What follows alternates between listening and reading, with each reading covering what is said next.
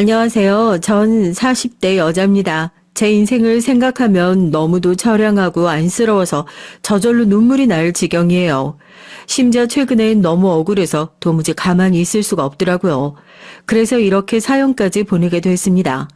전 고아예요. 어릴 때 부모님께 버려져서 어린 시절을 보육원에서 자랐어요.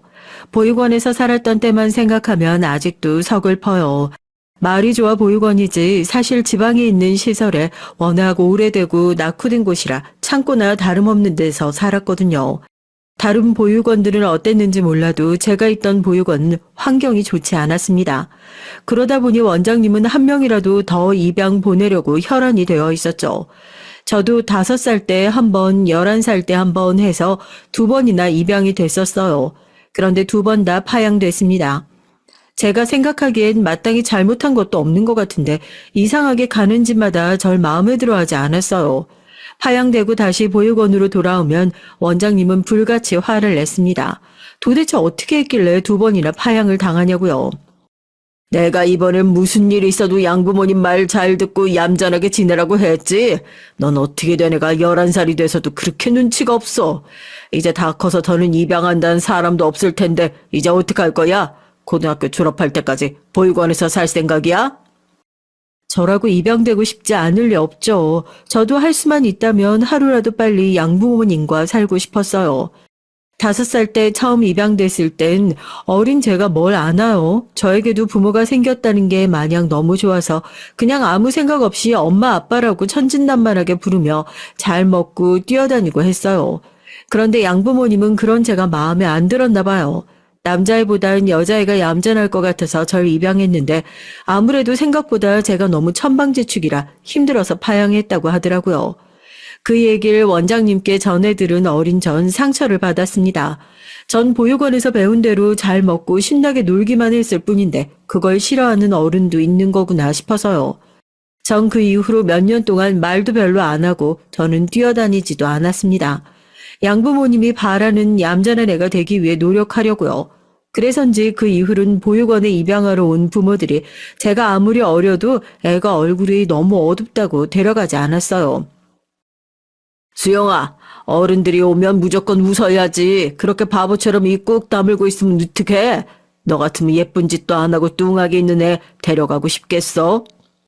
원장님의 말에 전 혼란스러웠습니다. 밝게 웃고 떠들 땐 산만하다고 싫어하더니 이제 안 웃고 얌전히 있으니까 뚱하다고 싫어한다네요. 전 어린 나이에도 입양돼서 부모가 생긴다는 게 이렇게 힘든 일이구나. 태어날 때부터 당연하게 부모가 있는 애들은 좋겠다 싶더라고요. 부모가 있다는 것만으로도 마냥 부러웠습니다. 그래도 11살이 되던 해에 절 입양하겠다는 분들이 나타났어요. 다시 입양됐을 땐 혼란스러운 와중에도 양부모님께 잘 보이고 싶은 마음에 얌전하고 순한 아이로 지내려고 노력했어요. 그런데 웬걸 11살 때 만난 양부모님은 다 큰 게 말도 없고 잘 웃지도 않는다고 음흉해서 싫다고 했다네요. 입양해서 갔을 때도 양어머니는 그래도 저와 잘 지내려고 잘 해주셨는데 시간이 갈수록 양아버진 저와 말도 섞지 않으셨거든요. 양아버지의 행동에 이러다가 또 버려지는 건 아닌가 불안했었는데 결국은 또 파양됐습니다. 아내가 하도 입양하고 싶다고 우겨서 저도 반신반의하는 마음으로 입양한 건데 애가 말을 해도 대꾸도 별로 없고 웃지도 않는 게 뭔가 오싹해요. 사실 제가 입양은 죽어도 싫다고 한 건 보육원 출신 애들은 부모가 누군지도 모르는 애인데 혹시나 부모가 이상한 사람이면 어떡해요. 정상인 사람이면 애를 보육원에 버리겠어요. 아무래도 찝찝해서 더는 못 키우겠습니다. 이런 얘기들을 들을 때마다 전 순간 제가 애완동물이 된 것만 같은 기분에 사로잡혔어요. 작은 동물 하나도 데려다 키우기로 했으면 뭐든 사랑으로 보듬고 살아야 하는 건데 절 입양했던 양부모들은 다들 절 무슨 백화점에서 쇼핑하듯 데리고 갔다가 마음에 안 드는 게 있으면 마치 하자가 있는 장난감처럼 다시 반품해버리곤 했죠. 그 이후로 더는 입양되고 싶다는 생각을 아예 접었어요. 양부모라는 사람들도 결국은 피가 안 섞인 남이니 절대 진짜 가족이 될 수 없다고 확신했습니다. 그 이후로도 제 인생은 제 뜻대로 되지 않더군요. 입양이 되지 않은 것도 아는 거지만 남의 집을 전전하며 사는 신세가 되고 말았죠. 제가 지내던 보육원이 재정난을 이기지 못하고 문을 닫게 됐어요.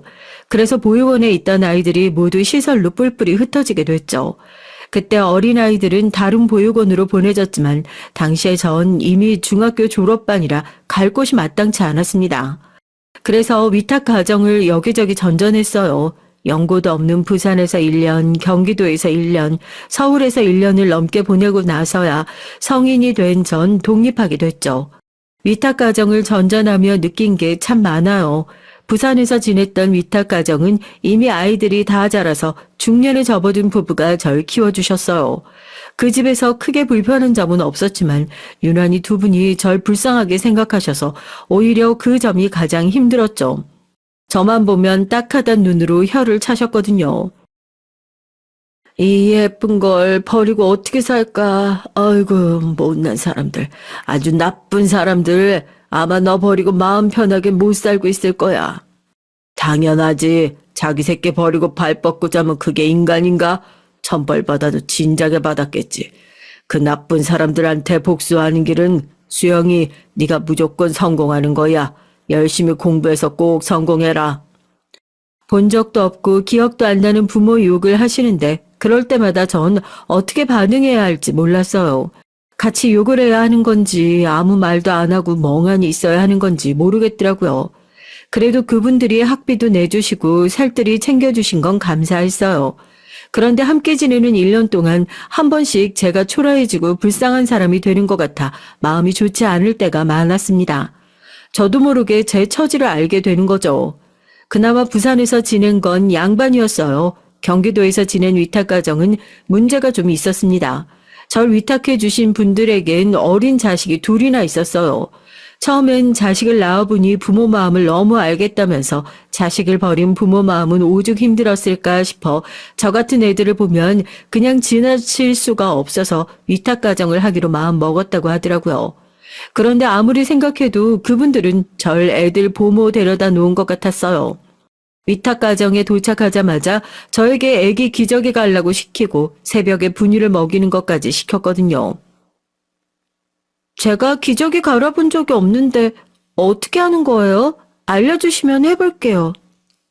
어머, 보육원에서 살았으면서 애들 기저귀도 한번 안 갈아봤어? 신기하네. 아, 너 있던 보육원은 어린애들 없었니? 애기들이 있긴 했는데 제가 그런 일까지는 안 했거든요. 팔자 좋았네. 공짜로 밥도 먹고 학교도 다니면서 동생들도 안 돌보고. 처음엔 저도 남의 집에 얹혀 사는 신생이 도와드리는 마음으로 애들을 봐주기도 하고 놀아주기도 했습니다. 기저귀를 갈거나 분유를 먹이는 정도는 한 집에서 사는 동안 충분히 제가 도울 수 있는 일이라고 생각했으니까요. 그런데 언제부턴가 너무나 당연하게 저와 아이들만 집에 두고 부부가 외출하는 일이 잦아졌어요. 툭 하면 저에게 애를 맡기고 자기들 볼일 보기 바쁘더라고요. 그러다 보니 학교 끝나고 집에 오면 자기 전까지 하루 종일 애들을 보는 일도 있었습니다. 하다 나중에 제가 힘들어서 매일 애 보는 건 안 되겠다고 했더니 오히려 저더러 기가 막힌다는 듯 굴더라고요. 우리가 먹여주고 재워준 게 얼만데, 아, 너 이 정도도 못 해주냐? 이 집에서 살려면 당연한 거라고 했어요. 이번 주 내내 학교 끝나고 오자마자 제가 애들 먹이고 씻기고 다 했잖아요. 아줌마 아저씨가 바쁘시면 저도 어쩔 수 없는데요. 매일 저한테 애들 맡기고 친구들 만나서 술 먹고 늦게 오시는 건 아무리 생각해도 아닌 것 같아요. 그전까진 저도 쫓겨날까봐 무서워서 참았어요. 그런데 그날은 시험 기간이라 저도 예민해져서 좋은 말이 나오지 않았습니다. 더군다나 애들 부모라는 사람들이 매일같이 술이 떡이 대에 들어오는데 너무 한심하더라고요. 와, 누가 보고 배운 거 없는 애 아니랄까봐 얘 되버러진 것 좀 봐. 야, 됐어. 나도 너 같은 싸가지한테 애들 못 맡겨. 매일 애 맡기고 술 먹고 다니는 게 꼴 보기 싫어서 저도 참다 한마디 한 건데 제 말을 듣기 싫었는지 아저씨가 제 어깨를 툭툭 치면서 말을 하더군요. 필요 없다고요. 그 순간엔 저도 모르게 겁이 덜컥 났어요. 이러다가 괜히 나를 때리기라도 하면 어쩌나, 나가라고 쫓아내면 어쩌나 싶어서요. 그나마 다행인 건 당시에 위탁모 아줌마가 그만하라고 아저씨를 말려서 그쯤하고 더한 소리는 안 들었다는 거예요. 그런데 바로 며칠 뒤 전 서울로 옮겨졌습니다. 뻔하죠. 그 아저씨가 더는 저를 못 데리고 있겠다고 했겠죠. 그래도 그게 저에겐 오히려 잘된 일인 게 지방에서 더는 지낼 수 있는 곳이 없었던 전 서울로 올라오게 됐어요. 그래도 그때가 저에겐 가장 안정적으로 지낼 수 있었던 시기였던 것 같아요. 서울에서 위탁가정으로 지낸 집은 경제적으로도 여유 있고 가족들도 좋은 분이라 고3 시절을 비교적 편안하게 보낼 수 있었습니다. 그때를 생각하면 사실 위탁을 해주신 분들에게 죄송해요. 제가 해드린 것도 없는데 물심양면으로 도와주셨거든요. 대학에도 갈 수 있게 도와주시고요. 덕분에 제 팔자에 대학 구경도 할 수가 있었습니다. 졸업은 못했지만요. 사실 제 욕심에 어떻게든 대학을 졸업하고 싶었어요. 들어간 것도 힘들게 들어갔으니 힘들어도 어떻게든 버티면서 졸업하려고 했죠. 그런데 등록금에 생활비에 다 제 힘으로 벌어서 살려고 하니 한계가 오더라고요. 그래서 휴학을 하고 복학하길 반복하다가 결국엔 2학년도 마치지 못하고 그만두게 됐죠.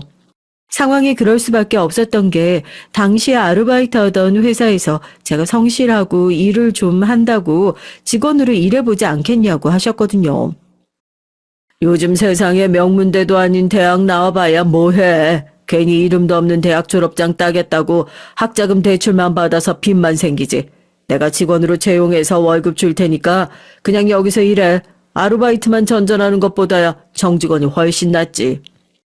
제가 아르바이트 하던 곳은 동네의 작은 사무실로 대학을 다니면서 하루에 4시간 격리와 사무업을 도와드렸던 거였어요. 주말에도 회사가 바쁘면 가끔 나와서 도와드리고요. 결국은 사장님의 설득에 넘어가 버린 전 대학을 그만두고 그 회사의 직원으로 다니게 됐습니다.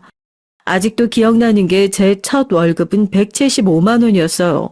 제가 근무한 시간에 비하면 아르바이트 최저임금도 안 되는 금액이었죠. 제가 그 금액을 받고도 일을 그만둘 수 없었던 게 그 회사 사무실 한편에 마련된 방 때문이었습니다. 그 전에 제가 혼자 살던 고시원도 한 달에 20만 원이었어요. 고작 아르바이트 몇 개에서 고시원비 내고 나면 남는 게 없었거든요. 그런데 사장님께서 돈도 안 내고 그 방을 쓰게 해주셨어요. 어차피 남는 방이라고요. 내가 가끔 야근하거나 하면 쓰던 방인데 네 사정이 안쓰러우니까 그 방 쓰게 해줄게. 그래도 침대에 냉장고 있을 건 다 있어. 살기는 편할 거다. 감사해요. 그렇게 해주시면 저야 너무 좋죠. 사장님이 고지식하고 일도 빡세게 시키긴 했지만 그래도 인정은 있었어요. 어쨌든 제가 그 방에서 살면 전기세나 수도세가 나올 텐데 그 정도는 감안하고 살게 해주셨죠. 더군다나 한 번씩 밥도 사주시고요.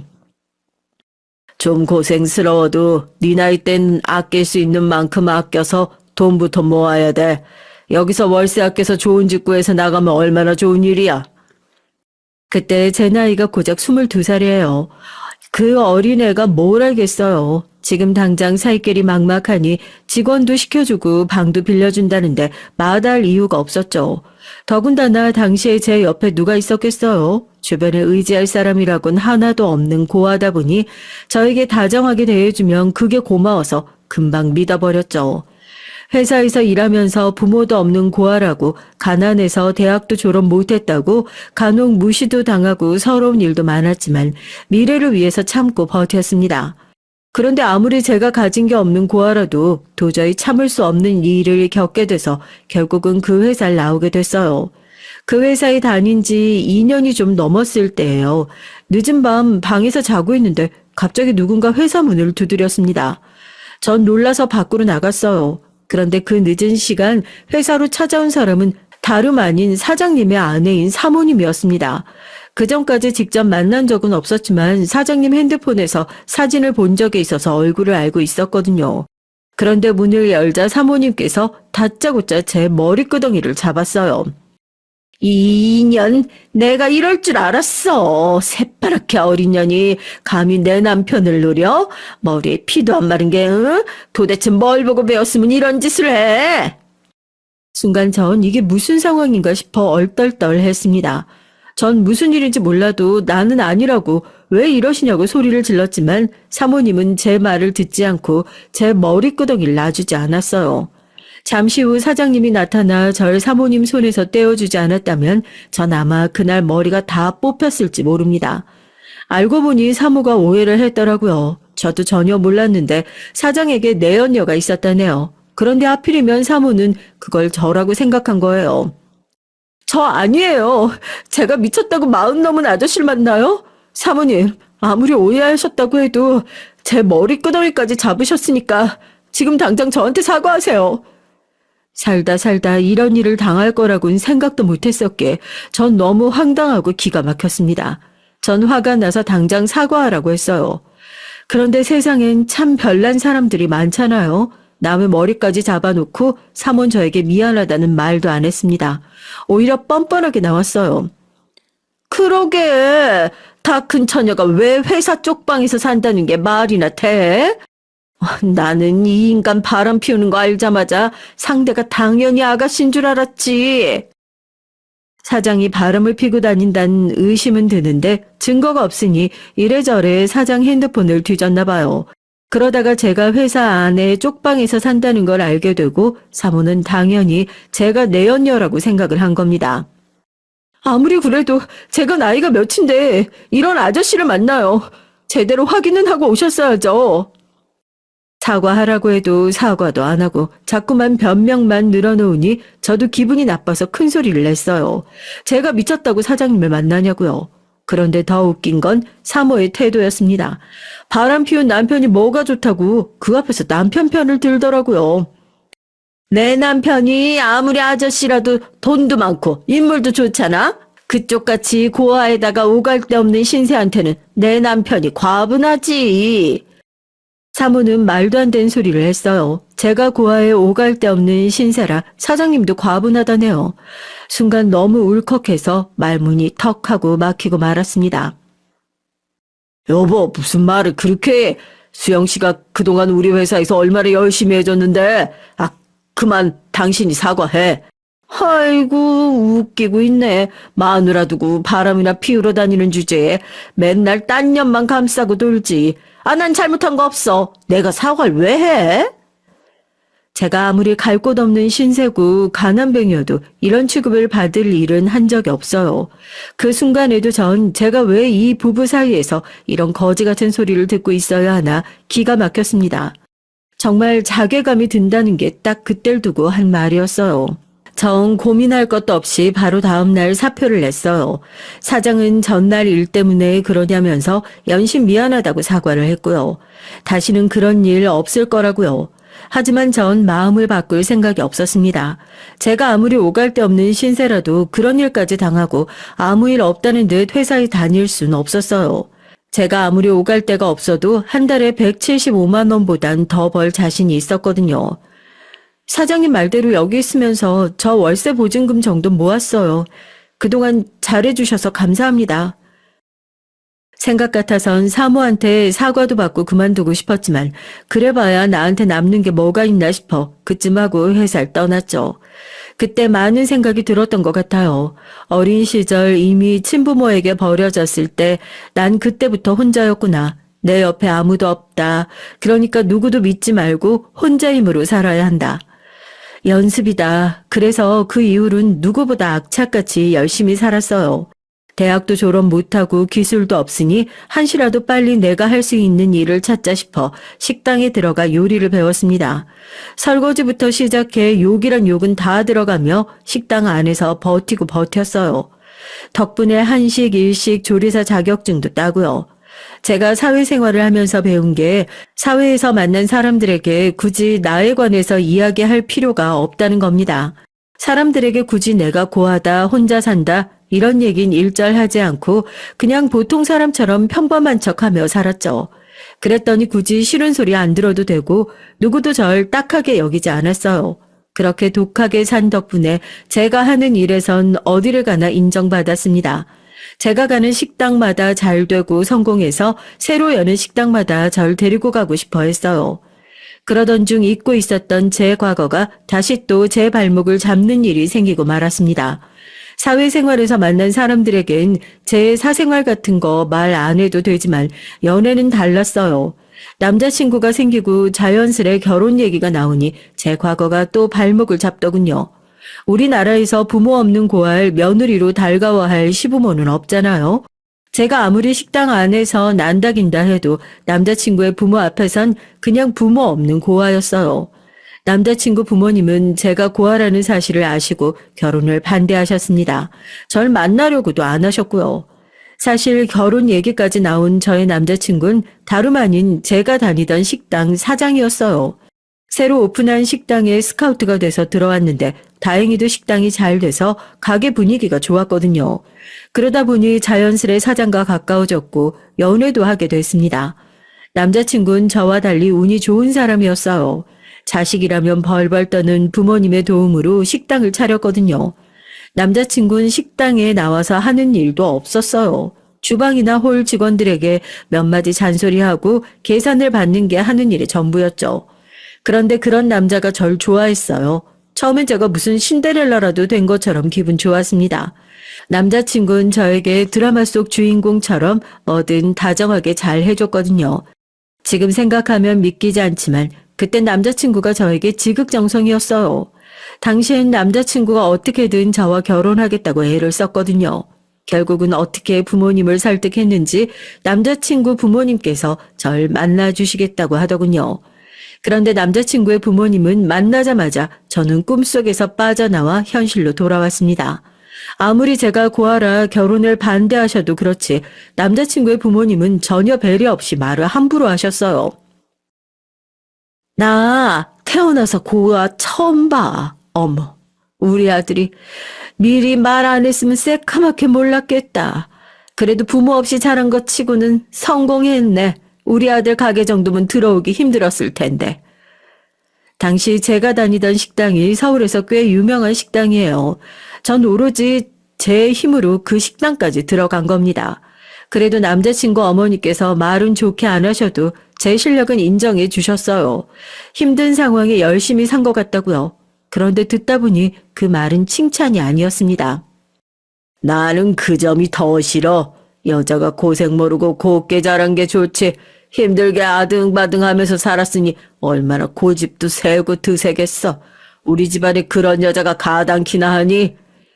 저희가 잘 알지도 못하시면서 제가 고아라는 말만 듣고 시부모님은 마음대로 절 판단하셨습니다. 처음에 만났을 때 시아버지께서 툭 하면 당신네 집안이 대단하다고 하셔서 대단히 잘 사는 집인 줄 알았어요. 남편 가게도 차려주실 정도면 경제력이 좀 있나 보다 하기도 했고요. 그런데 알고 보니 그렇지도 않았습니다. 남편 가게를 차려준 게 돈이 있어서 차려준 게 아니라 시아버지가 집 담보로 대출을 받아 차려주신 거더라고요. 남편이 그래요. 어릴 때부터 워낙 귀하게 자라선지 부모가 빚까지 내서 차려준 가게 가지고 사장이랍시고 떵떵거리고 다닌 겁니다.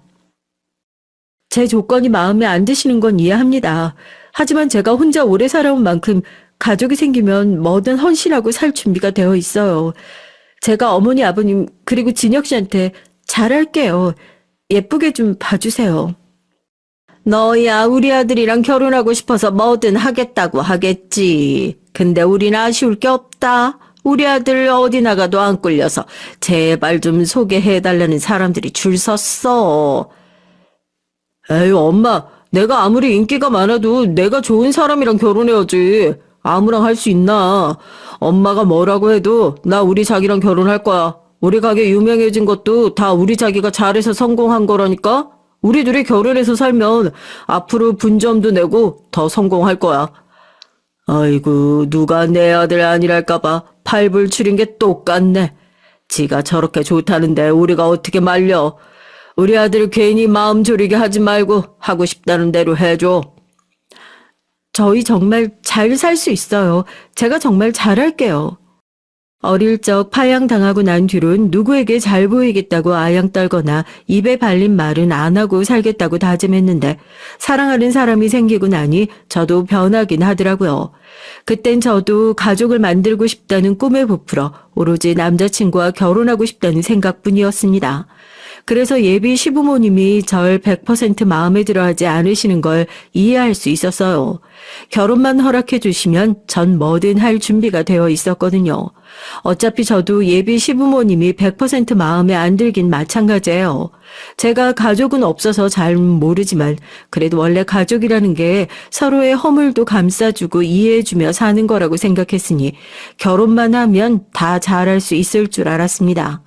제가 노력하는 모습을 보이면 언젠가 시부모님도 절 받아주실 거라고 너무 쉽게 생각했죠. 그런데 제가 결혼을 너무 쉽게 생각했나 봐요.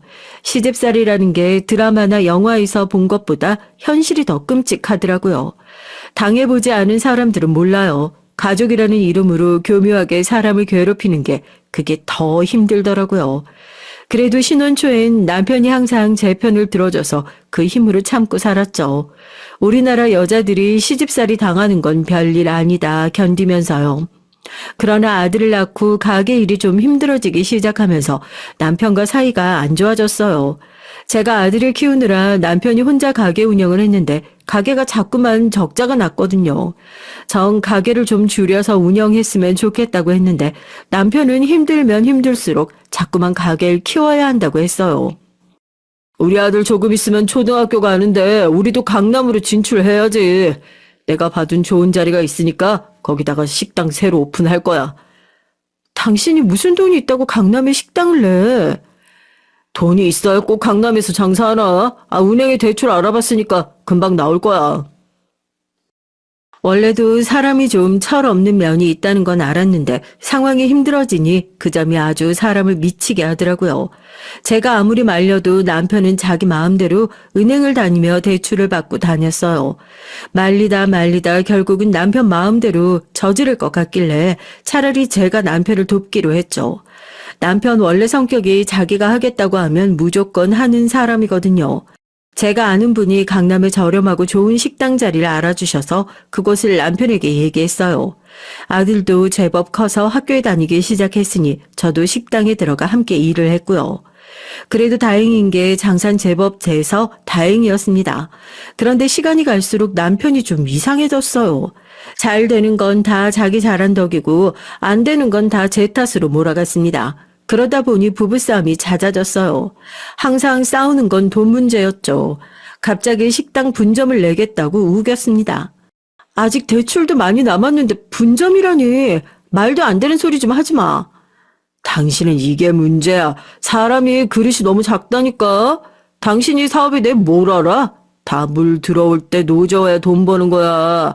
내가 알아서 할 테니까 참견하지 말고 당신은 주방이나 지켜. 남편은 점점 더 저와 상의하지 않고 자기 마음대로 했어요. 시부모님도 똑같이 남편 편이니 제 말은 아무도 들어주지도 않았죠. 그러던 중 저에게 일이 좀 생겼어요. 제가 원래 어릴 때부터 식욕이라는 게 없었거든요. 보육원이나 위탁가정을 전전하면서 눈칫밥을 많이 먹어서인지 앞에 먹을 게 있어도 누가 먹으라고 하지 않으면 손도 대질 않아요.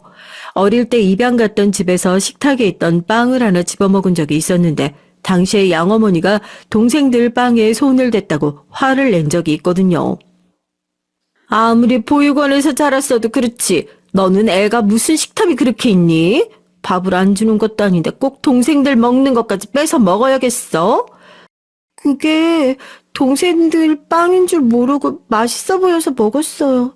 다음부터는 안 그럴게요. 어린 나이에 그게 얼마나 서러웠는지 몰라요. 저도 모르게 눈물이 왈칵 쏟아졌습니다. 어머, 얘? 너 빵 좀 먹지 말라고 했다고 뭘 울기까지 하고 그래? 누가 보면 내가 너 먹지 말라고 구박한 줄 알겠다. 그때 느꼈던 감정은 평생 잊히질 않아요. 마치 제가 동생들이 먹고 있는 빵을 덥석 뺏어 먹다가 걸려서 혼나기라도 한 것처럼 창피하고 수치스러웠습니다. 제가 서럽게 우니 양어머니도 민망했는지 그만 울라고 다그쳤지만 어째선지 눈물이 그치질 않았어요. 그날 이후로는 절대 내 것이 아닌 물건이나 음식에 손을 대지 않아요. 대부분의 사람들은 보육원에서 자라면 쉽게 남의 걸 훔치거나 손을 대는 줄 알더라고요. 억울한 일을 반복적으로 여러 번 당하다 보니 저도 모르게 소유욕이나 무력 같은 게 아예 없었어요. 그래서 남이 산 물건이나 음식은 아예 거들떠도 안 봐요. 그래서인지 좋은 물건을 봐도 별로 갖고 싶지 않고 맛있는 음식을 봐도 먹고 싶지가 않았습니다. 그 덕분인지 전 한 번도 살이 쪄본 적이 없어요. 평생 마른 체격으로 살아왔죠. 그런데 어느 날부턴가 거울을 보면 평소보다 더 마른 느낌이 들더라고요. 주변 사람들도 왜 그렇게 말랐냐고 묻는 일도 많아지고요. 회사 동료들은 아무래도 몸이 안 좋은 것 같다고 병원에 한번 가보라 말까지 했어요. 그제야 전 내 몸에 정말 문제가 있나 싶었습니다. 사실 40년 넘게 살면서 제 몸이나 건강에 대해 생각하고 걱정했던 적이 없었던 것 같거든요. 그때까지 건강검진도 한번 받아본 적이 없어요. 그냥 배고프면 먹고 아니면 안 먹고 몸이 안 좋다 싶으면 약국에서 진통제 하나 사서 먹고 말았죠. 뭐든 별일 아니다 생각하면서 살다 보니 병원엔 거의 가본 적도 없고요. 남편과 결혼하고 아이를 낳고 나선 저보다 남편이나 아이 위주로 살다 보니 더 그랬던 것 같아요. 저를 돌볼 시간이 없었어요. 그러던 어느 날이었습니다. 시아버지 생신이라 우리 집에 저녁을 다 함께 먹기로 해서 오랜만에 시부모님이 왔어요. 그런데 오랜만에 시부모님은 절 보자마자 살이 빠졌다며 싫은 소리를 하기 시작했습니다. 너는 애가 볼 때마다 왜 그렇게 볼품없이 살이 빠지니? 누가 보면 내 아들이 쫄쫄 굶기는 줄 알겠다. 엄마, 저 사람이 굶기는 왜 굶어? 맨날 애가 먹다 남은 찌꺼기 얼마나 싹싹 긁어먹는데 그냥 평생 체질이 저래. 그래도 옛날엔 남편이라도 제 편을 들어줘서 시어머니의 말씀이 서러워도 참을 수가 있었는데 이젠 남편마저 저러니 더는 대꾸할 말도 없더라고요. 그런데 그날은 시아버지까지 가세해서 저를 더 힘들게 했습니다. 여자들은 남자가 무조건 마른 여자 좋아하는 줄 아는데 그거 아니다. 여자가 살집이 좀 있어야 남자가 앉는 맛도 있고 그러는 거지. 안 그래도 성격도 무뚝뚝하고 재미도 없는 애가 더 까칠해 보이게 그게 뭐니? 좀 먹든지 운동을 하든지 해라.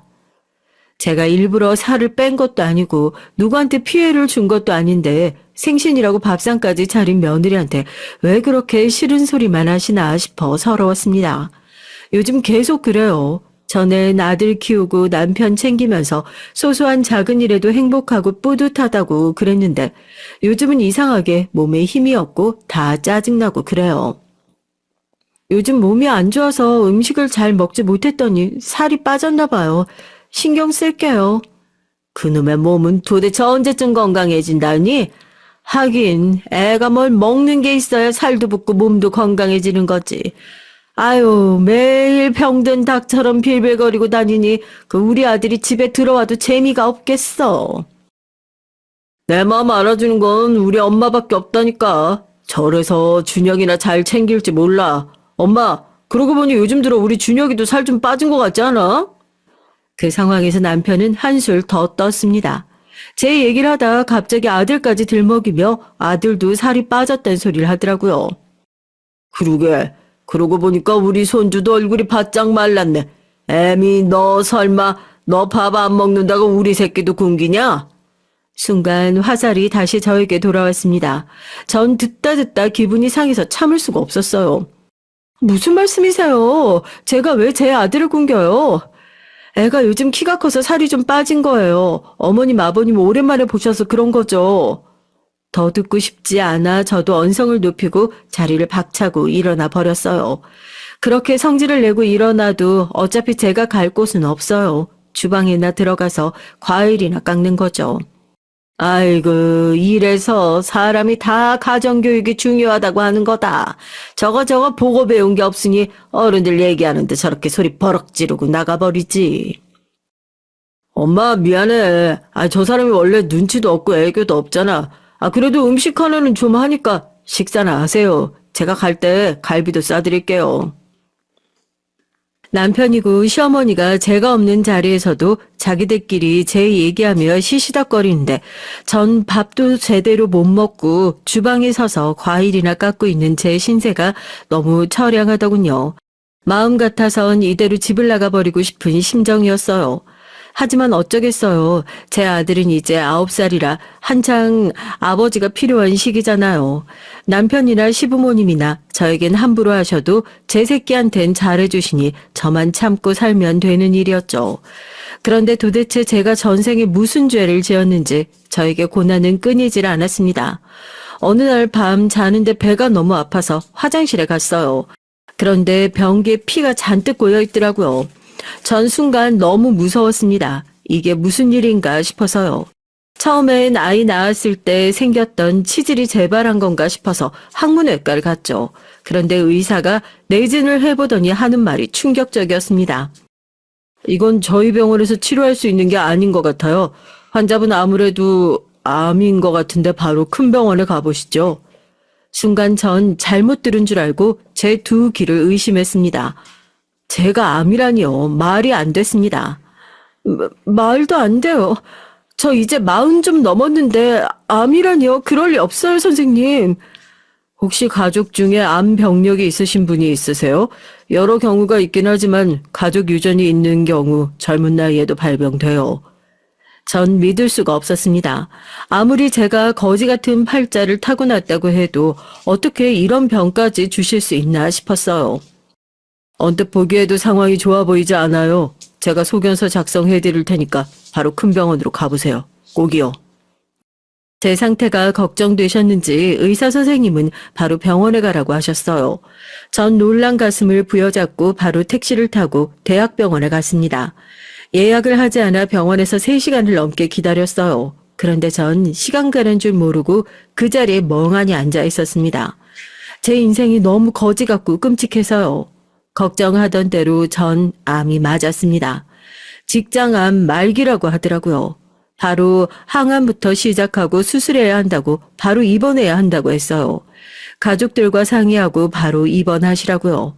그날 하루 동안 가족이라는 말을 몇 번 들었는지 몰라요. 제 가족 중에 암 병력에 있는 사람이 있어서 유전됐을 수도 있다. 그리고 바로 입원해야 하니 가족들과 상의하라고요.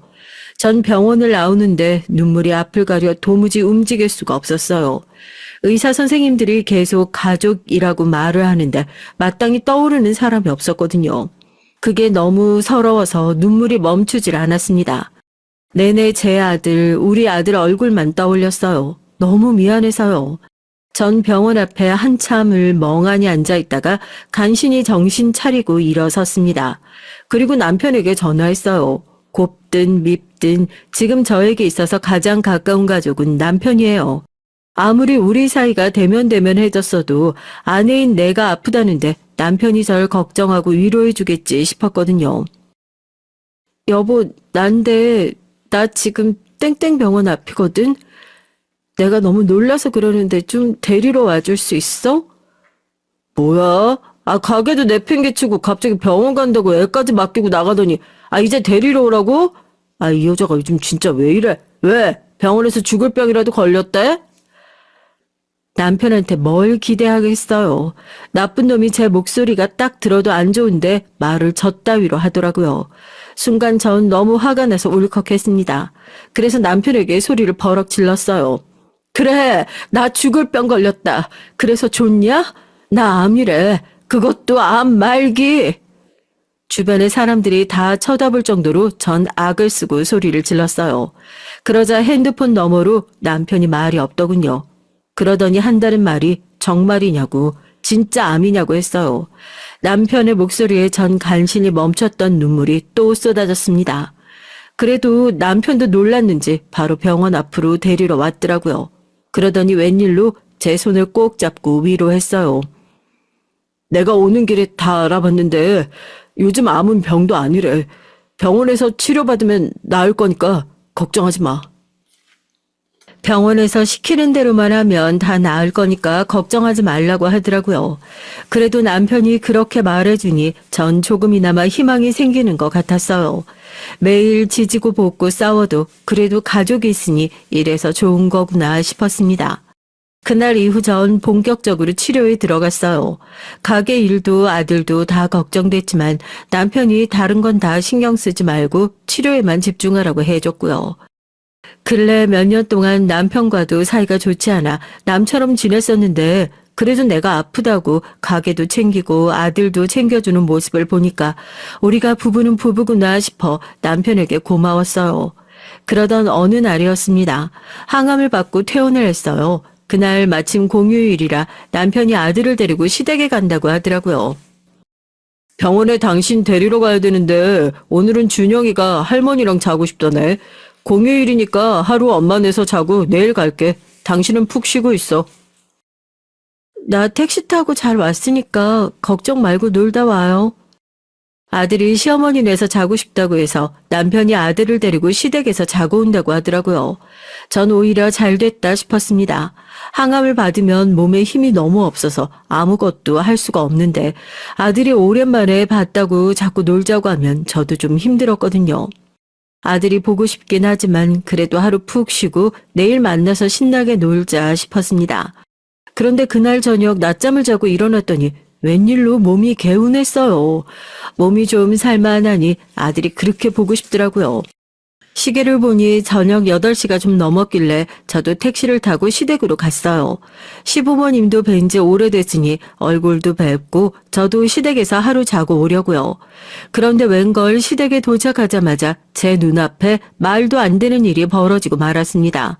시댁에 비밀번호를 치고 들어갔는데 안쪽에서 시끌시끌 떠드는 소리가 들리더라고요. 전 뭐가 이렇게 재미있나 싶어 들어가려는데 현관에 웬 여자 구두가 있었습니다. 그리고 그때 안에서 들리는 소리가 기가 막혔어요. 웬 여자가 콩콩 뛰며 신난 것 같더라고요. 어머님, 아버님, 그럼 우리 곧 이제 결혼할 수 있는 거죠? 아싸! 알고 보니 이 미친놈한테 내연녀가 있었어요. 언뜻 봐도 새파랗게 어리더군요. 그런데 문제는 시부모님도 내연녀를 알고 있었던 겁니다. 아이고, 우리 예쁜 아가는 어쩜 이렇게 밝아. 그럼 우리 아가가 우리 며느리 되는 거야 이제. 얼마 안 남았어. 사실 그냥 암도 아니고 말기암인데 살아봐야 6개월이나 버티겠니? 6개월 살면 오래 사는 거지. 어차피 죽을 거 그냥 수술은 하지 말라고 할까? 아니, 수술비 한두 푼 하는 것도 아닌데 돈 아깝잖아. 에이, 어차피 죽으면 보험금 나오는데 그깟 수술 좀 받으면 어때? 그리고 수술을 받아야 수술비도 보험에서 받지. 아, 그러네. 아, 내가 그 생각을 못했네. 역시 우리 자기 똑똑해. 남편이 웬 여자 볼에 뽀뽀를 하더군요. 아이고, 방에 있는데 못하는 소리가 없네. 그러다 애 듣겠어. 쓸데없는 소리 그만하고 우리 가족끼리 술이나 먹자. 우리 준혁이 게임하면 밖에서 누구 하나 죽어도 몰라. 게임에 정신 팔렸는데 뭘 알겠어. 시아버지는 남편을 말리는 것 같더니만 어느새 술을 가지고 나와서 자기들끼리 신나서 건배까지 하더라고요. 그 순간 전 도저히 참을 수가 없었습니다. 시부모나 남편이나 좋은 사람들이 아니라는 건 진작 알고 있었지만 이 정도로 개차반인 줄은 몰랐거든요. 당신들 지금 뭐 하는 거야? 전 신발을 벗는 것도 잊은 채 거실로 성큼성큼 걸어 들어가 술상을 엎어버리고 말았어요. 깜짝이야. 자기야, 이 여자 뭐야? 염치도 없다는 말이 딱 이럴 때 하는 말이더군요. 미친 내연녀년이 제가 술상을 엎어버리자 놀라서 남편 품을 파고들었어요. 그 순간 전 눈이 돌아버렸습니다. 왜 아니겠어요. 말기암에 얹어 죽어도 이상하지 않은 여자가 이런 더러운 꼴까지 봤으니 참는 게 더 이상한 거죠. 야, 이년아, 뭐? 자기야? 내 남편이 왜 네 자기야? 전 그대로 그 미친년에게 달려들어 머리를 잡고 마구 흔들었습니다. 그런데 그때 남편이 저를 밀치고 그 미친년을 껴안았어요. 그러더니 한다는 소리가 기가 막혔습니다. 아이, 너 지금 뭐 하는 거야, 무식하게. 왜 상은 없고 머리를 잡고 그래? 지금 무식한 게 누군데 글쎄 저더러 무식하답니다. 정말 기가 막히고 코가 막혀서 어처구니가 없더군요. 예, 너 지금 시부모 앞에서 뭐 하는 거냐? 너는 생각이라는 게 있으면 이런 행동부터 하면 안 되지. 아, 너 암이라며. 그것도 말기. 너야 아파서 죽으면 그만이지만 내 아들하고 우리 손주는 불쌍해서 어떡해? 너 없어도 엄마 노릇 아내 노릇 할 사람이 있어야 할 거 아니야. 세상에 이런 말이 어디 있나요? 제가 우리 아들 엄마고 거지 같아도 이 인간 아내인데 암에 걸렸다고 남편이 바람 피우고 시부모가 며느리 죽기도 전에 내연녀를 며느리 취급하는 게 맞는 건가요? 기가 차서 말이 다 안 나오네. 당신들 미쳤어? 완전 제정신이 아니라고. 뭐야? 이게 정말 아프다고 참아주려고 했더니 시부모들은 뭐 미쳤어? 내가 뭘 했어? 저거 우리를 시부모로 생각도 안 한다니까. 이왕 이렇게 된 거 차라리 잘 됐다. 죽을 때까지 기다릴 거 없이 그냥 이혼해. 저런 년 죽었다고 우리가 뭐 장례라도 치러주리? 엄마, 그래도, 보험 있잖아. 그 전에 이혼하면 보험비 못 받아. 제가 무슨 가족이 있니? 이혼해도 어차피 우리 준혁이 앞으로 다 떨어질 거 아니야. 그 순간 전 정말이지 미쳐버릴 뻔했습니다. 정신병에 걸릴 것 같았어요. 전 소리를 지르지 않으면 도저히 견딜 수가 없어서 집안이 떠내려가라 소리를 질렀습니다. 소리를 지르는 저를 보고 시부모님과 남편은 단번에 미쳤냐고 제 입을 막았죠. 전 그 인간들의 손을 뿌리치고 바로 어디론가 전화를 했어요. 그 순간 절 도와줄 사람은 그분밖에 없다는 생각이 들어서요. 정확히 1시간 후 저를 구원해 주실 분이 등장했습니다. 수영아, 이게 다 무슨 일이야? 바로 절 마지막으로 맡아주던 위탁가정의 아저씨예요. 서울에 올라와 1년 넘게 살았던 집의 아저씨요. 저에게 있어서 아버지나 다름없는 그분에게 전 지금까지 있었던 일에 대해 다 말씀드렸습니다. 그리고 제발 도와달라고 했어요. 이래서 내가 무슨 일 있으면 미국으로라도 무조건 연락하라고 했잖아. 어떻게 이 지경이 되도록 나한테 말을 안 할 수가 있어? 이 사람 누구야? 누군데 남의 집에 들어와서 행패야? 누구긴 누구예요? 수영이 보호자지. 당신들 내가 누군지 알아? 우리 수영이한테 상처 준 당신들 절대 가만히 안 둬.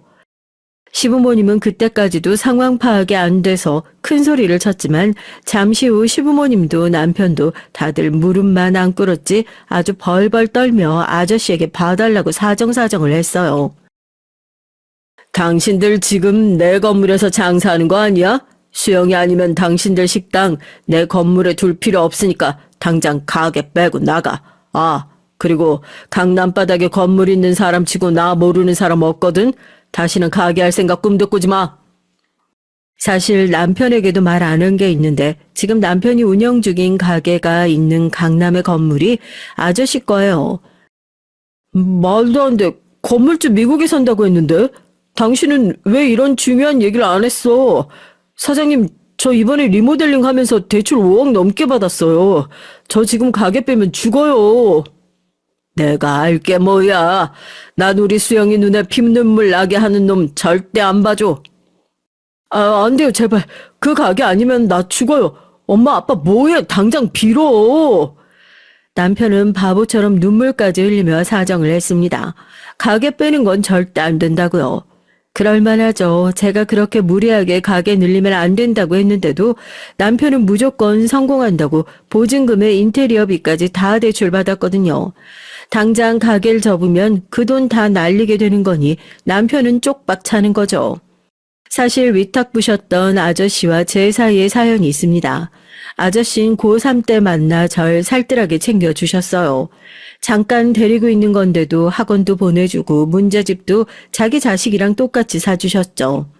아저씨에겐 당시에 초등학생이었던 딸이 있었거든요. 그런데 제가 수능을 볼 때쯤 그 딸이 희귀 심장질환이라는 걸 알게 돼서 갑자기 미국으로 가게 됐어요. 그 이후론 줄곧 미국에서 사셨고요.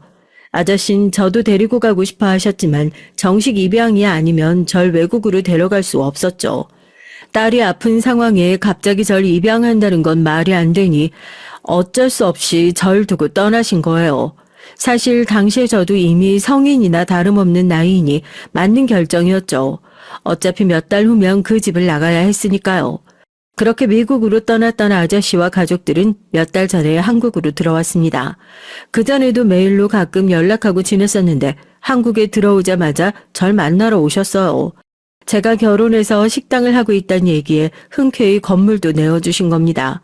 그런데 암까지 걸린 제가 남편에게 이런 일까지 당했으니 어떻게든 도와주고 싶어 직접 시댁까지 와주신 거죠. 정말 감사했어요. 그날 이후 저에겐 많은 변화가 있었습니다. 그 이후에도 아저씨는 절 많이 도와주셨어요. 남편과의 이혼을 위해 유명한 로펌까지 소개해 주셨고요. 현재 저와 남편은 아직 이혼 소송 중이에요. 남편이 잘못한 게 워낙 확실하다 보니 위자료 소송은 제가 이겼지만 아직 아들에 관한 양육권이 해결되지 않았어요. 남편 측은 제가 말기 암 환자라 애를 넘길 수 없다고 주장합니다. 물론 저도 남편 말이 다 틀린 건 아니라고 생각해요. 지금이야 건강하지만 언제 다시 암이 재발할지 모르는 상황이라 저도 겁이 나긴 하거든요.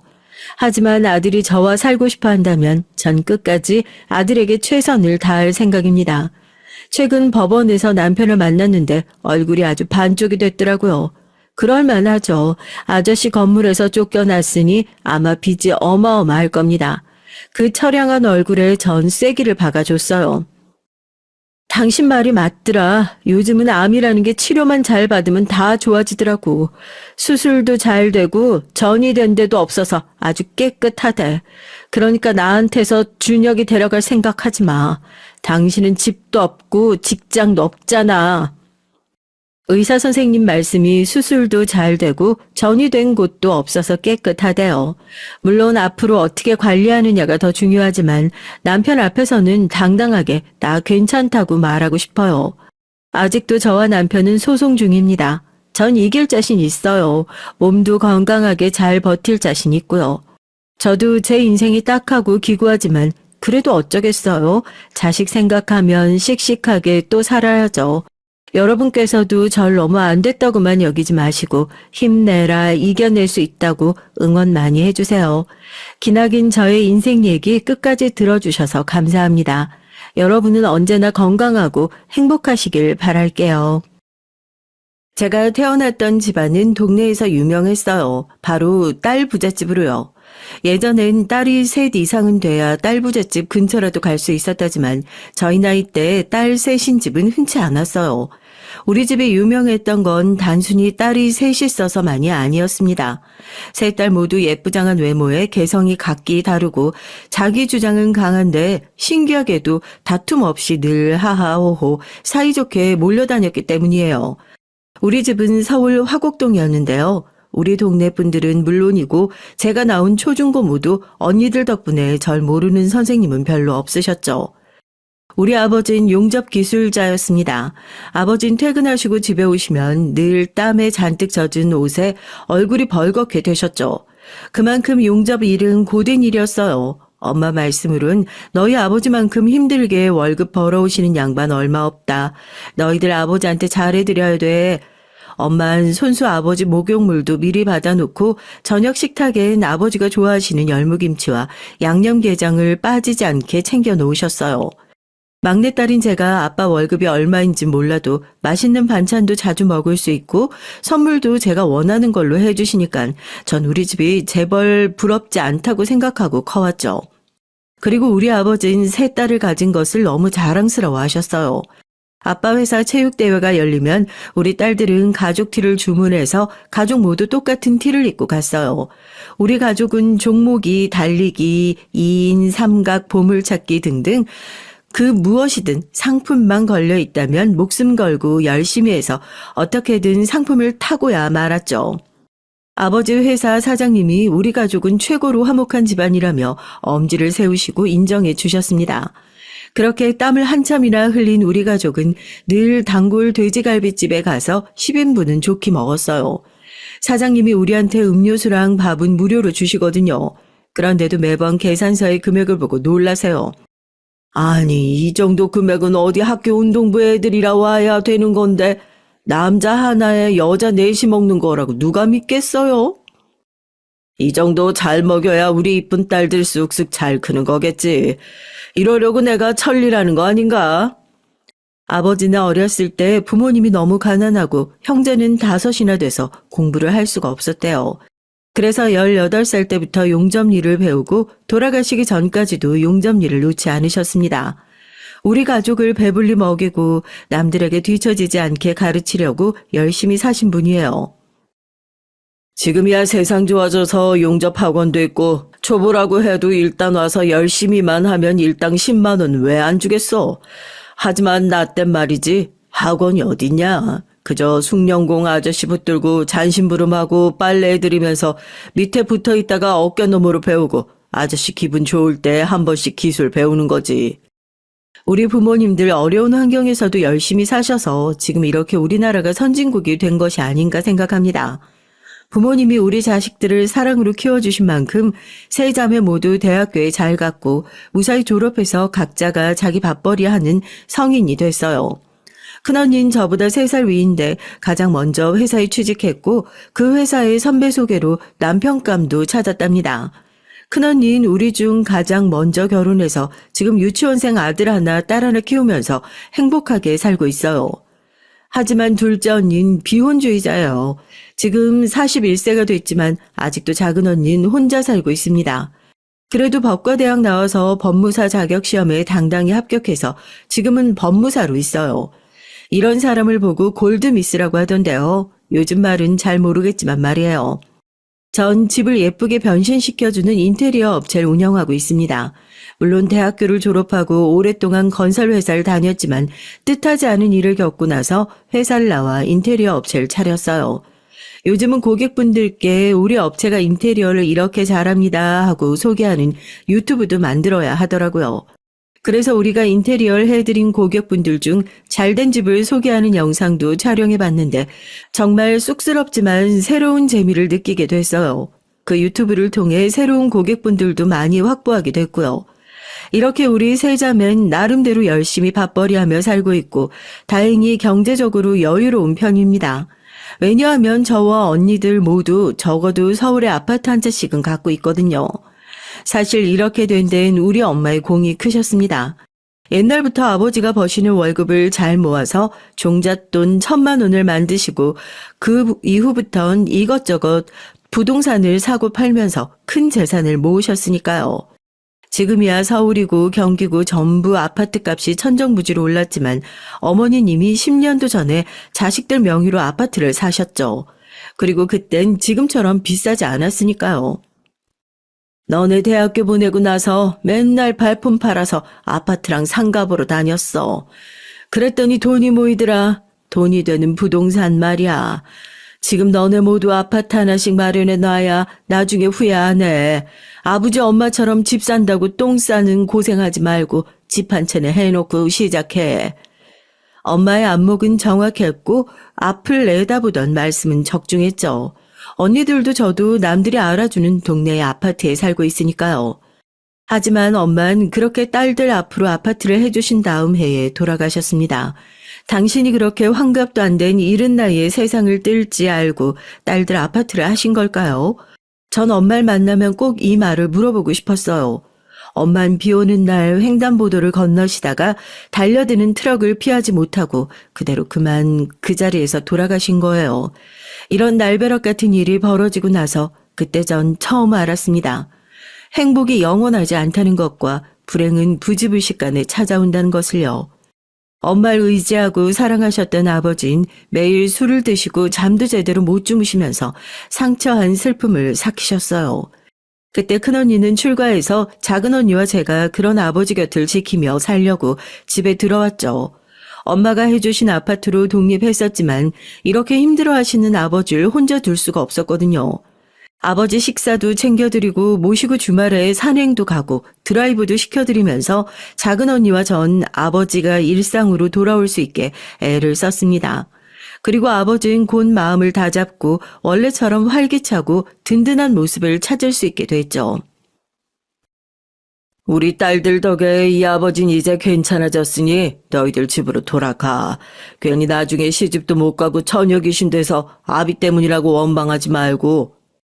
살짝 웃으며 이렇게 농담도 하실 수 있게 됐으니 참 다행이었죠. 고집이 세서 결혼 안 하겠다고 하는 둘째는 포기하더라도 막내 너라도 어서 결혼하면 좋겠는데 하늘에 있는 너희 엄마도 결국 너네 결혼식을 못 보고 갔잖니.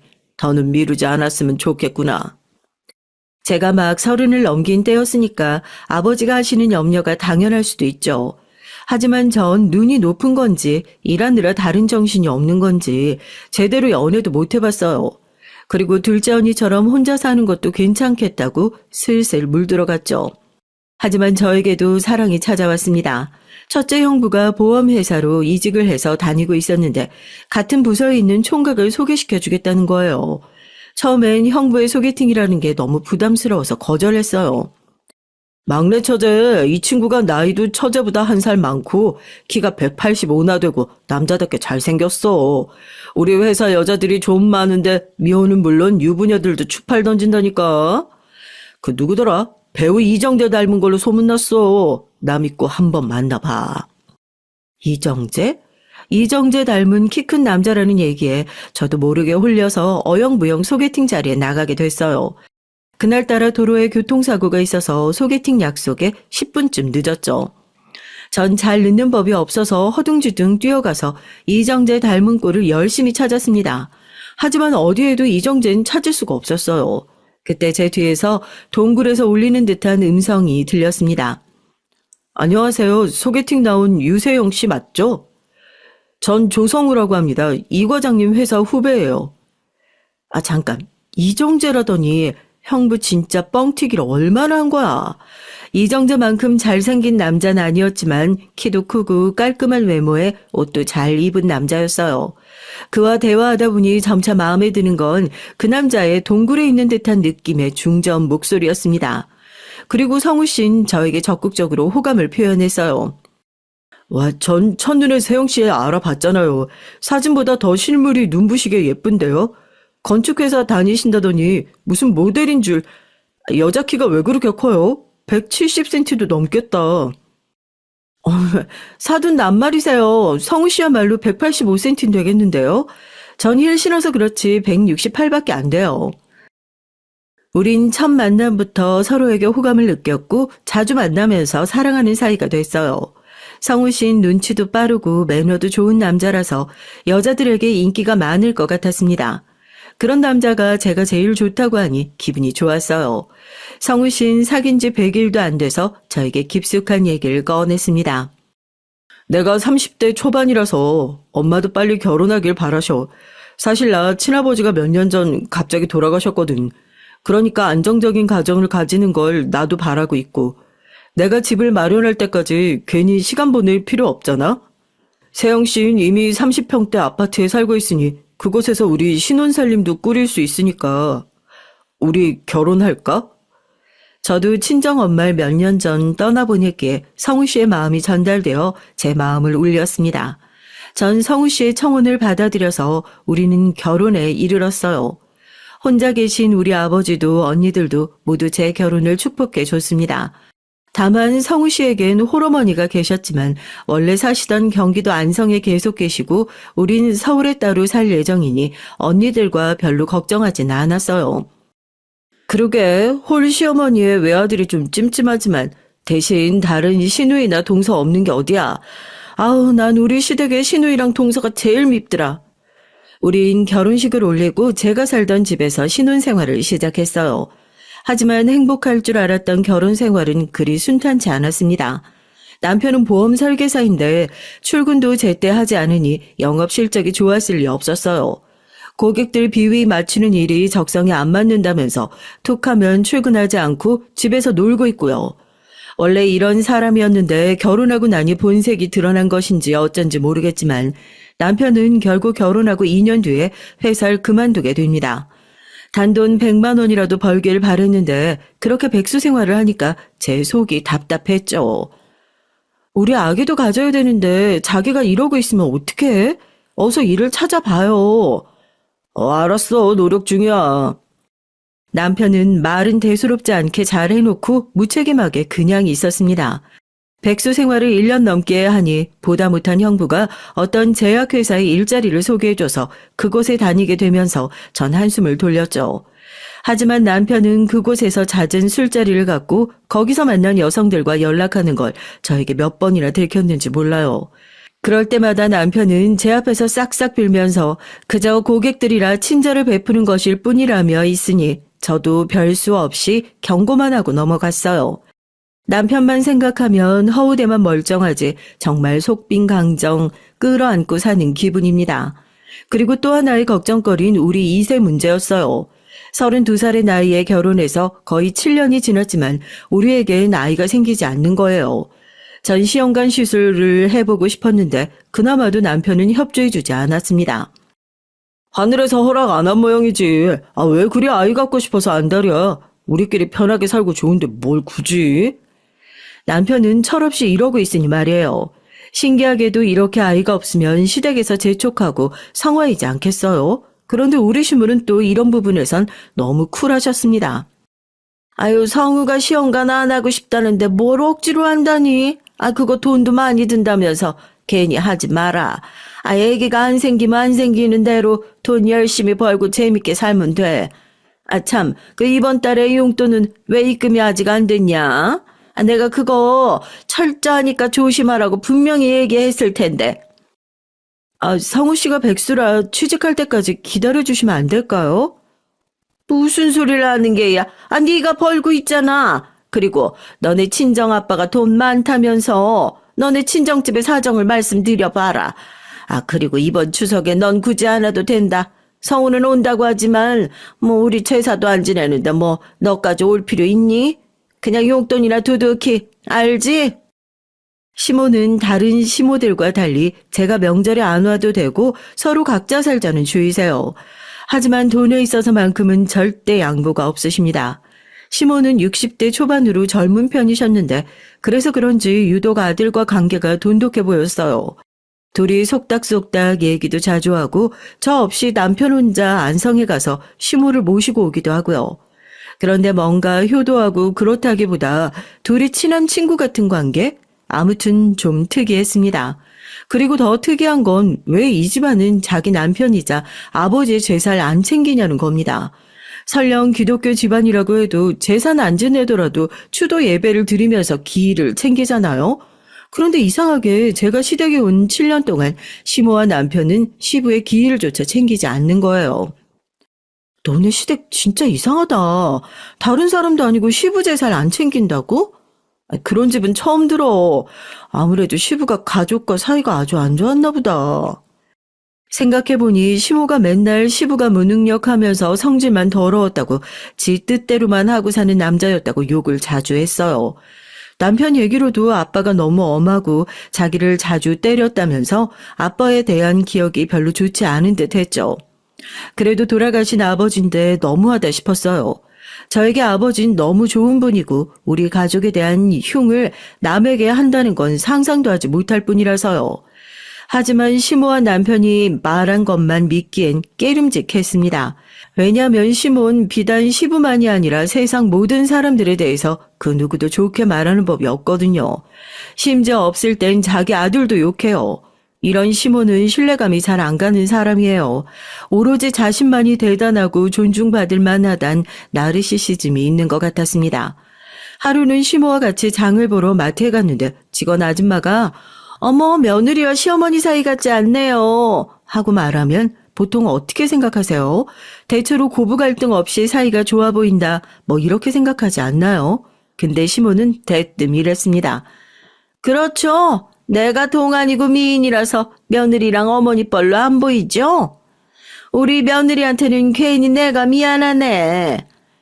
객관적으로 시모는 그냥 60대로 보이고 미인 축에도 못 드는데 이렇게 뻔뻔하게 얘기하면 마트 아줌마는 뻘쭘한 표정으로 네 하고 마지못해 대꾸하고 분위기가 싸해집니다. 하지만 시모는 그런 분위기를 전혀 눈치채지 못하고 자신의 미모를 인정받아서 신이 난 채로 한동안 기분이 업되어 있어요. 우리 시모 좀 웃기죠. 어느 날 작은 언니의 전화를 받게 됐습니다. 너 건강검진 해본 적 있어 없어?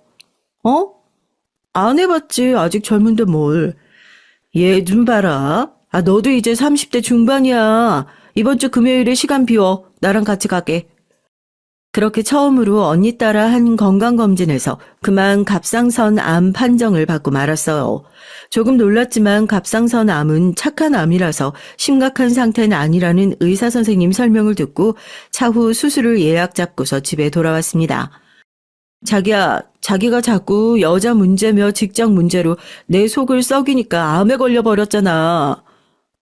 뭐? 암? 자기가 암에 걸렸다고? 남편은 생각보다 크게 놀랐어요. 전 오늘 건강검진에서 갑상선 암에 걸렸다는 사실을 남편에게 설명해 줬죠. 남편은 안절부절 못하다가 핸드폰을 들고 방으로 들어갔어요. 뻔합니다. 분명 자기 엄마에게 이 일을 알리고 상의를 하려는 거예요. 한참을 시모와 통화하고 나온 남편은 저에게 자기야, 그럼 수술 받으면 낫는 거지. 자기 안 죽는 거지? 남편은 제가 죽을까봐 너무 걱정이 되는 모양입니다. 그런 남편의 모습이 귀엽기도 하고 절 아껴주는 마음에 괜히 흐뭇했어요. 그리고 제 수술날 남편과 시몬 아무리 말려도 저를 따라왔어요. 전 무사히 잘 수술받고 나왔고 의사 선생님은 우리를 안심시켜 주었습니다.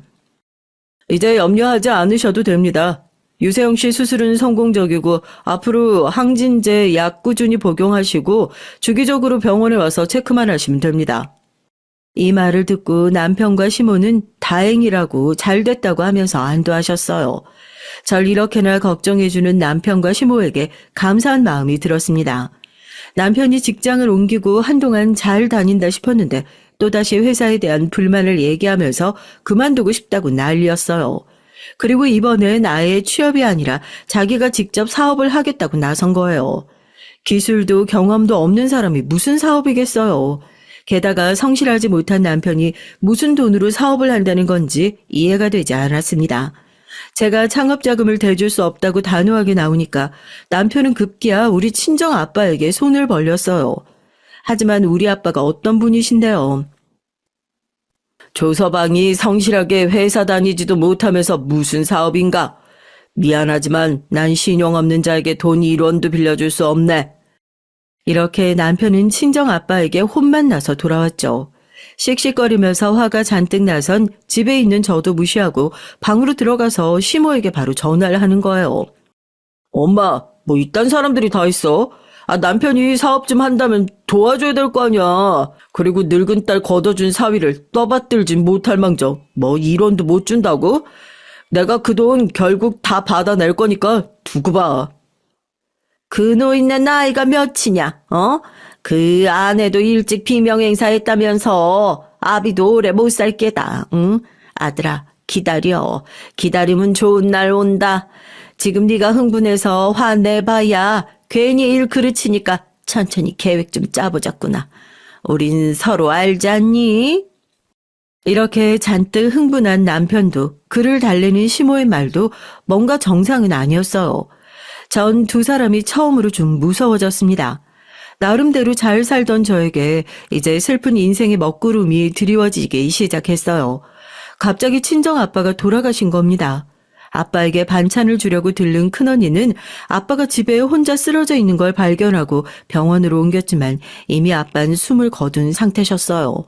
정확한 사인은 알 수 없어서 그저 심장마비로 돌아가셨다고만 의사는 말했습니다.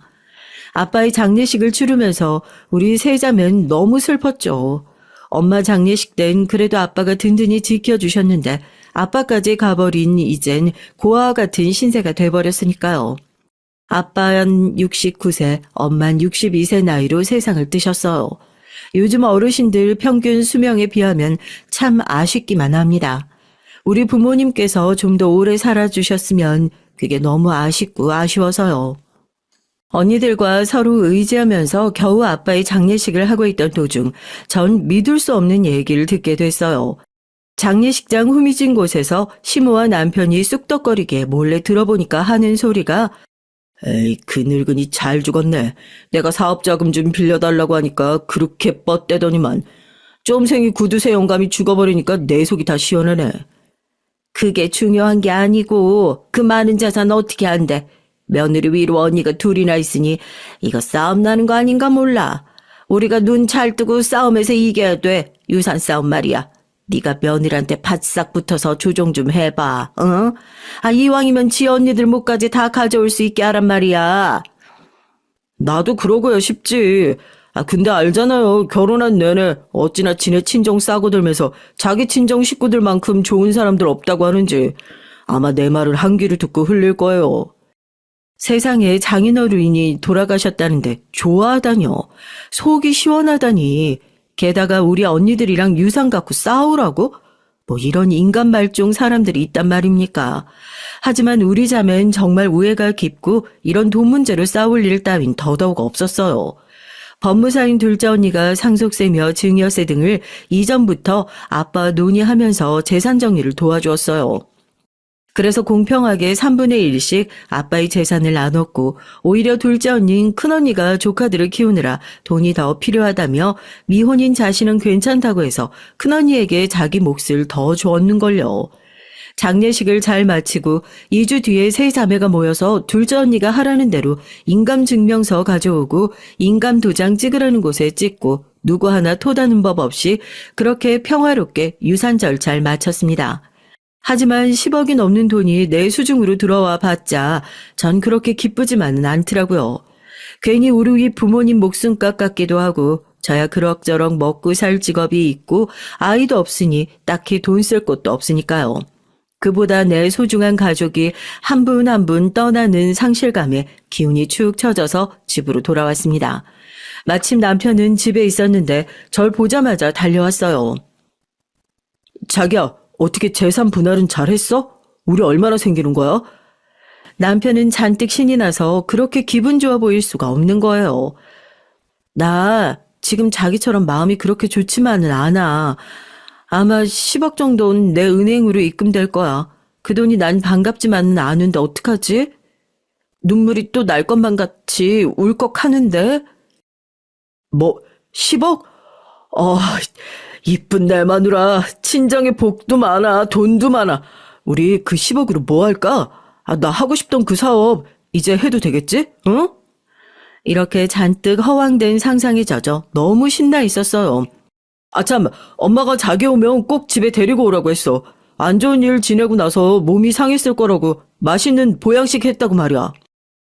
그래도 남편과 시모가 같은 제 가족이 있어서 쓸쓸했던 마음이 좀 위안받는 것 같았습니다. 그리고 다음날 전 상상도 하지 못할 일을 겪게 됐어요. 여러분 너무 놀라지 마시고 제 얘기 잘 따라오셔야 돼요.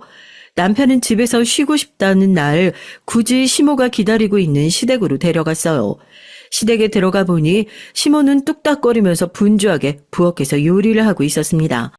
시모는 원래 집안일을 잘 안 하는 분인데 이렇게 저를 생각해서 부엌일 하시다니 가슴이 찡했죠. 아이고 얘야 어서 와라. 이 얼굴 상한 것 좀 봐. 그럴 줄 알고 이 시애미가 너 생각해서 맛있는 식사 준비했다는 거 아니냐. 아유 우리 상속재산은 언제 입금된다니? 어머님 저 때문에 이렇게까지 안 하셔도 되는데 정말 감사합니다. 입금은 정확히 언제 되는지 모르겠어요. 오래 걸리진 않겠죠. 아이고 그래. 아이 그냥 궁금해서 물어봤어. 저 방에 가서 좀 누워있거라. 아직 밥 때려면 1시간은 남았으니까. 전 작은 방 침대에 누워서 금방 잠이 들고 말았습니다. 잠이 들고 나자 우리 아버지가 꿈에 보이는 거예요. 그것도 얼굴이 파랗고 잔뜩 성난 눈으로 절 노려보면서 뒷짐을 지고 서 계셨어요. 분명히 보이는 얼굴이 아버지 얼굴은 맞는데 저에게 저럴 분이 아니신데 왜 저렇게 노려보실까 당황하다가 잠에서 깼습니다. 그리고 악몽 때문인지 식은땀도 나고 찌르는 듯한 두통이 생겨서 더 누워있을 수가 없었어요. 목이 타는 듯한 갈증까지 느껴져서 침대에서 일어나 물 한 잔 마시려고 부엌으로 가고 있는데 또 그 쑥떡쑥떡 하는 소리가 부엌에서 들려왔어요. 본능적으로 전 부엌 입구 벽에 몸을 숨기고 그 소리에 귀를 기울였습니다. 며느리 쟤 지금 자고 있는 건 맞지? 그동안 며느리 저거 친정아빠 믿고 거만하게 구는 꼴을 어떻게 참았는지 알아? 바로 이날만 기다린 거야. 당연하죠. 나도 못생기고 똑똑하기만 한 늙은 여자랑 더 못 살겠어요. 회사나 길거리에 나가봐. 돈만 있으면 나한테 옷 벗고 달려들 젊은 여자가 얼마나 많은데. 지난번 갑상선 암 판정받고 혹시나 자기 아빠보다 먼저 죽을까봐 걱정했잖아요. 그럼 그 장인 재산 우리 게 안 되잖아. 법이 그렇다대요. 저 아빠가 죽고 나서 아내가 죽어야 장인 재산이 우리 손아귀에 들어온다니까. 그래서 우리가 지금까지 숨죽이고 기다린 거 아니냐고. 헤이그, 그런 거 보면 너도 나도 참 쳐죽일 못된 것들이다. 그렇지 않냐? 아, 니네 아빠 죽고 보험금이 그렇게 조금 나올 줄 누가 알았다니? 금방 알놈의 보험사 조사관만 아니었어도 5억은 나오는 건데 말이야. 이번엔 실수 없이 그 장인 재산 쟤한테 간 것까지 두 눈으로 확실히 확인한 건 맞지? 맞다니까요. 저 여자 앞으로 상속 재산이 현금 10억은 나올 거래.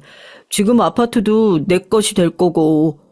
엄마, 우리 이대로 로또 대박 맞았어요. 그래, 내 아들. 이제 마지막 작업만 실수 없이 해내자꾸나. 자, 이거 하나면 이 재산들 다 우리 거다. 시모는 남편에게 무엇인가 흰색 가루가 들어있는 작은 지퍼락을 전해줬어요. 저게 뭘까? 저들은 지금 날 죽이려고 하는 것이라면 독약이구나. 남편은 시모에게 지퍼락 속의 흰 가루를 제 국그릇에 뿌렸습니다. 너무 놀라서 저도 모르게 새어나온 신음소리를 막기 위해 두 손으로 입을 재빨리 가렸어요. 그들은 희죽희죽 웃으면서 자기들끼리 절 깨우러 가야겠다며 식탁에서 떠났습니다. 제가 아까부터 방에서 자고 있는 줄 알고 있을 테니까요. 아빠가 꿈에 나타나서 제가 두통으로 깨지 않았다면, 이상하게도 목이 말라서 부엌으로 오지 않았다면 전 꼼짝없이 저 정체불명의 가루가 들은 국을 먹고 어떻게 됐을지. 전 그들이 나오자마자 몰래 들어가서 식탁에 놓여진 제 국그릇과 남편의 국그릇을 뒤바꿔 버렸어요. 그리고 전 방에 없다며 찾는 세 사람에게 화장실에 있다고 변명했죠. 시모와 남편은 밥을 차려놨으니 어서 먹자면서 절 부엌에 데려갔습니다. 우리 셋은 식탁에 둘러앉아 밥을 먹기 시작했어요. 그들은 절 호시탐탐 노리면서 긴장하고 있었고요. 전 그들의 계략을 모르고 당하는 척 제 국그릇을 남편의 것과 바꾼 걸 들키지 않을지 긴장하며 있었죠. 분위기는 어색하고도 냉랭했습니다. 아무도 수절 들지 않고 서로의 눈치만을 살폈죠. 아유, 얘야, 그동안 아버지 상 치르느라 고생했을 텐데 어서 한술 뜨렴. 내가 특별히 최고로 좋은 한우 뼈다귀 사다가 오래오래 고았단다. 너 더 건강하라고 말이야. 어서 먹어봐. 뭐? 더 건강하라고? 날 죽이려고 몰래 약까지 타놓고서 저렇게 말하는 시모가 정말 악마처럼 보였습니다. 하지만 전 이성의 끈을 놓을 수 없었어요. 아무것도 모르는 피해자처럼 연기를 하면서 전 숟가락을 들었죠. 제가 먼저 먹어야 그들이 안심하고 자기들이 준비한 독약을 스스로 먹을 테니까요. 전 손이 약간 떨렸습니다. 어머님, 제가 오랫동안 고생했더니 심신이 모두 약해졌나 봐요. 어머님이 주신 공국 먹고 건강해질게요. 감사합니다. 이렇게 말하면서 국을 한술 떠먹었습니다. 그리고 밥까지 말아서 억지로 떠먹었죠. 이윽고 제 앞에 있는 밥과 국은 반절이나 먹고 고개를 들었습니다. 시모와 남편은 두 눈을 크게 치켜뜨고선 제가 밥 먹는 모습을 지켜보기만 했어요. 정말 그 눈은 사람의 것이 아니었습니다. 늑대, 악어, 호랑이, 그런 야수의 무서운 눈도 아니고 귀신 같은 눈이었어요. 그렇게 흉악하고 무서운 눈은 처음이에요. 왜 저만 보고 두 분은 식사 안 하세요? 어머님도 당신도 먹어요. 국이 정말 맛있어요. 제 말에 안심한 두 사람은 열심히 밥과 국을 먹기 시작했습니다. 엄마 진짜 공국이 맛있네요. 아주 진국이야. 이렇게 웃는 남편의 얼굴을 보고 저는 뒤로 칼을 갈았습니다. 그래, 맛있지. 그게 바로 당신이 준비한 그 독약이 든 국이야. 그리고 전 그 자리에서 서둘러 일어났어요. 저 속이 좀 울렁거리고 머리에 두통이 일어서요. 아무래도 체했나 봐요. 바깥바람 좀 쐬고 와야겠어요. 두 분은 마저 식사하세요. 전 산책 좀 하고 돌아올게요. 실제로 독약을 먹지 않은 제가 그 둘 앞에서 멀쩡히 있다면 그들이 눈치채고 절 어떻게 해야 할지 모르니 전 그 자리에서 나오고 싶었어요. 제가 어지럽다면서 머리를 부여잡자 독약의 효능이 돌기 시작했다고 느껴선지 시모는 아주 반기는 얼굴로 말했습니다. 그래. 밖에서 좀 걷다 보면 체기가 내려갈 거야. 아유, 어서 나가서 좀 돌아다니고 오너라. 그리고 전 차키와 지갑을 들고 집을 나가서 바로 차에 올라탔습니다. 이렇게 나가면서도 전 뒤를 계속 돌아봐야 했어요. 남편과 시모가 눈치채고 절 쫓아올까 봐서 두려웠거든요. 차를 몰고는 곧바로 인근 경찰서에 갔습니다. 경찰서의 문을 열고 들어가자마자 전 처음으로 날숨을 크게 쉬었어요. 너무 무섭고 긴장해서 숨 쉬는 것도 까먹은 듯 했죠. 이제 안전하다는 생각이 들자 긴장감이 풀리고 그대로 경찰서 바닥에 주저앉아 흑흑하고 울기 시작했습니다. 제 모습에 놀란 경찰서 안에 몇 경찰들이 절 부축해서 의자에 앉혀줬어요. 아니, 무슨 일을 당하신 겁니까? 하지만 너무 놀란 제 가슴은 쉽게 진정되지 못했어요. 저쪽에서 걸어온 여자 경찰관이 냉수 한 컵을 저에게 가져다 줬습니다. 큰일 당하셔서 너무 놀라신 모양인데요. 여기 경찰서니까 선생님 이제 안전합니다. 마음이 진정되면 그때부터 천천히 무슨 일이 있었는지 진술해 주세요.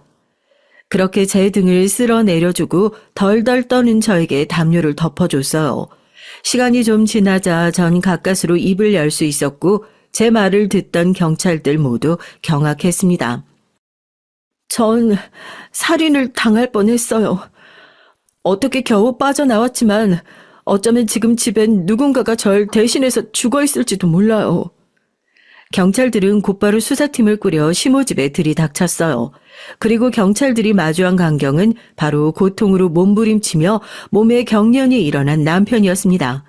남편 옆에서 시모는 도대체 왜 일이 이렇게 된 거람, 아니 이게 무슨 일이냐 아들아, 일을 어째 하며 당황해서 서 있기만 했고요. 경찰들은 구급차를 불렀고 시모를 현장에서 바로 살인 용의자로 체포해서 경찰서로 연행해 갔습니다. 그리고 혼수 상태에 빠진 남편은 구급차 안에서 결국 숨을 거뒀고요. 몇 시간 전만 해도 저를 죽이고 제 돈을 가로챌 생각에 희죽이던 남편이 이렇게 싸늘한 주검이 되어버린 걸 보고 허탈해하면서 탄식을 했어요. 그리고 내 아버지의 장례식이 있고 얼마 안 돼서 남편의 장례식을 준비해야 했습니다. 하지만 전 저를 죽이려고 했던 남편의 장례식을 제대로 할 자신이 없었죠. 큰언니에게 전화를 걸어 제게 일어난 일을 간략히 설명하고선 지금 병원에 와줄 수 있냐고 했어요.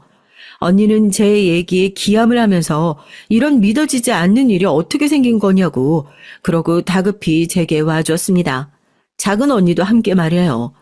그렇게 전 거의 실신할 지경의 몸 상태로 뒷방에 누워있다가 손님이 오시면 인사만 겨우 하고 다시 누워있었어요. 온몸에 힘이 하나도 들어가지 않았죠. 그리고 남편의 시신은 화장해서 근처 강가에 뿌렸습니다. 그 사람의 묘소를 만든다 한들 전 그 묘소를 절대 찾지 않을 것이기 때문이었죠. 그나마 아내로서 할 도리를 장례식을 마지막으로 끝냈고 이로써 제 결혼 생활도 끝났습니다. 우리 언니들이 옆에 있어주지 않았다면 전 아마 아무것도 못했을 거예요. 남편의 장례가 끝나고 형사는 참고인 조사로 경찰서에 오라고 했습니다.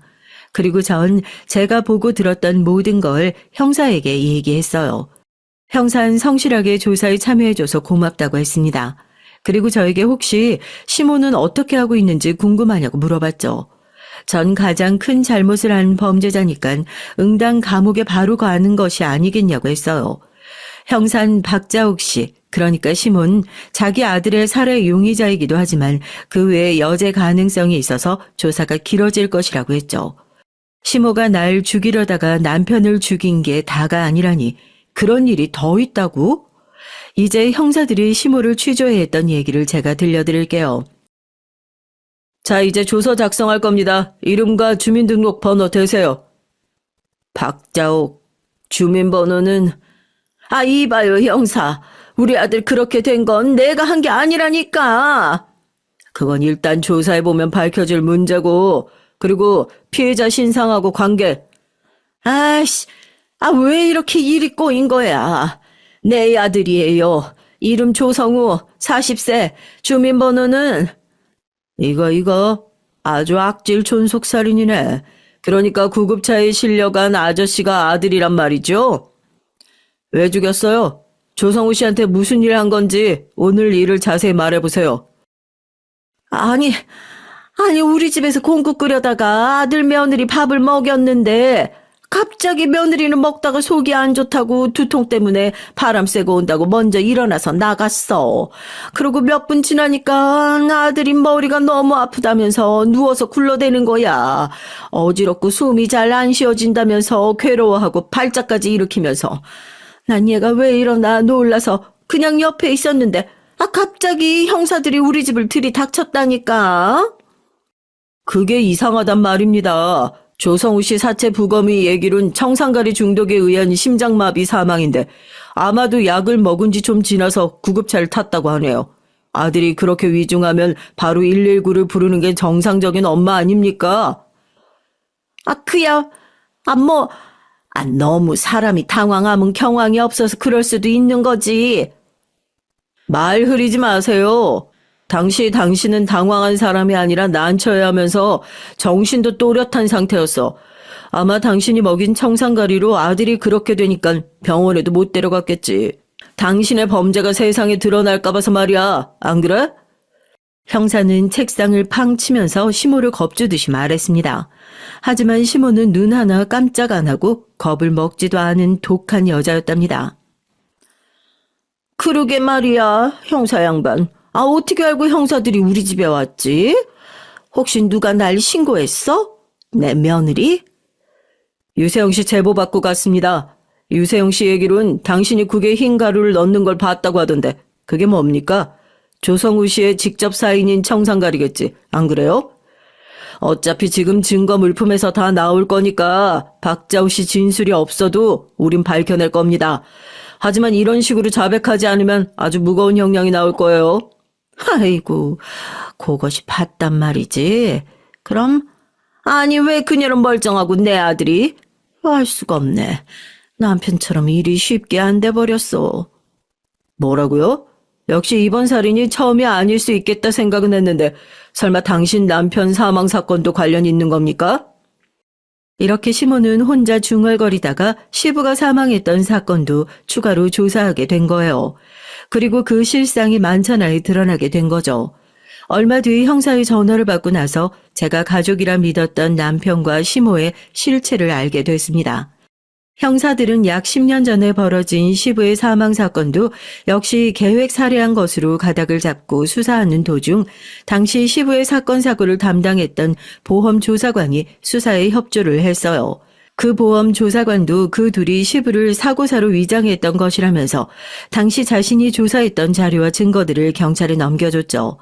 시모가 하던 얘기로는 시부는 엄격하고 시모와 남편을 학대했다고 들었지만 조사관이 조사했을 당시 동네 주민들은 오히려 시부를 법 없이도 살 사람이라면서 칭찬했다고 해요.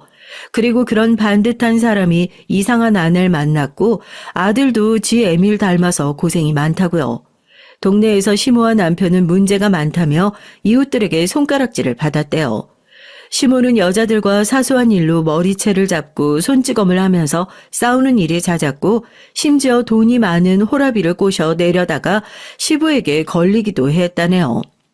남편은 어릴 때부터 애들에게 심한 장난을 치고 괴롭혀서 시부가 피해를 당한 아이 집에 사과하기 일쑤였고요. 그러다가 시부가 이들에게 살해당하기 바로 전날의 일이었습니다. 남편의 할머니가 치매 증상을 앓으시면서 시부의 형님 댁에서 지내셨는데 돈이 궁했던 시모와 남편이 할머니를 찾아갔대요. 당시 시아주버님 댁 가족들은 마을 잔치가 있어서 출타했다는 걸 미리 알고 성취하는 자기 할머니가 혼자 있을 때 시아주버니 집에서 돈과 금품을 훔쳐 나오려고 했던 것이죠. 그때 할머니는 멀쩡한 정신으로 이 두 사람을 발견하곤 지팡이로 막 때리면서 혼내셨대요. 이 도둑놈들이 세상에 어디라고 들어와서는 아이고 내 둘째 며느리 네가 금수 같다는 건 알고 있었다만 이제 손주까지 니들을 가만히 둘 줄 아냐? 당황한 시모와 남편은 할머니의 지팡이를 빼앗아서 할머니의 머리를 몇 대 치고는 그 집에서 도망쳐 나왔던 겁니다. 그리고 할머니가 쓰러져서 이후 가족들이 발견하고 병원으로 모셨지만 의식을 차리지 못하신 거예요. 시부는 이 소식을 듣고 바로 시모와 남편을 의심하며 추궁했습니다. 진짜로 니들이 한 거야? 사람 인두껍을 쓰고 그럴 수는 없지. 내가 믿기지가 않아서 다시 한번 묻는다. 니들이 우리 형님 집에 침입해서 돈 훔치려다가 내 어머니 해한 건 맞아? 처음엔 딱 잡아떼던 두 사람에게 아까 니들 둘이 하는 얘기 내가 똑똑히 들었어. 그래도 부정할 거야? 급기야 시부는 빗자루를 들고 남편을 개패듯 때렸대요. 그리고 시모는 그런 남편을 말리면서 자신들이 저지른 죄를 실토했다고 합니다. 시부는 실토를 듣고 털썩 주저앉아서 망연자실해 하면서 내일 아침 박는 대로 니들은 나랑 경찰서 가자. 가서 니들이 한 짓을 자수하고 죄값을 받아. 니들 옥바라진 내가 해줄 테니까 새 사람이 돼서 나오너라. 내가 어머니를 그렇게 만든 게 내 식구들이라고. 지들 시어미의 친할머니인데. 아이고. 이러고 시부는 괴로운 마음에 술을 계속 마셨다고 해요. 하지만 시부는 다음날 아침 경찰서에 가지 못했습니다. 다만 다리 아래로 추락한 채 싸늘한 시신이 되어 경찰들에게 발견됐죠. 시모와 남편은 죽어도 자수할 사람들이 아니었어요. 오히려 자기들의 범죄를 알게 된 남편 그리고 아버지를 죽일 계획을 세웠죠.